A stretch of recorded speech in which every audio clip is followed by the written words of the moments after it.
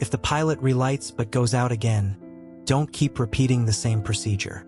The timing of the outage can reveal whether the flame is being lost, starved of air, or shut down by a safety control.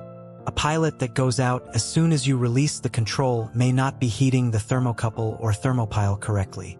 That flame-sensing component confirms that a pilot is present before allowing gas to continue flowing.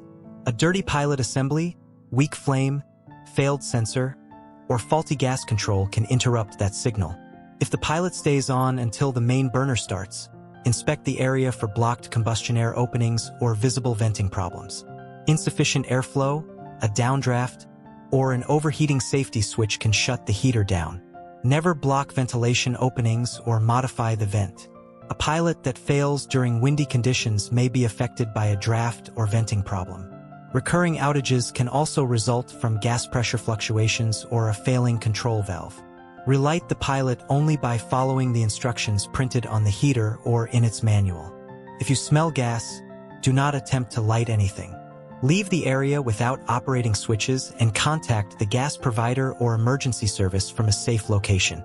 A pilot that repeatedly goes out needs professional diagnosis rather than repeated relighting. If yours goes out at a particular moment, describe exactly when it happens in the comments.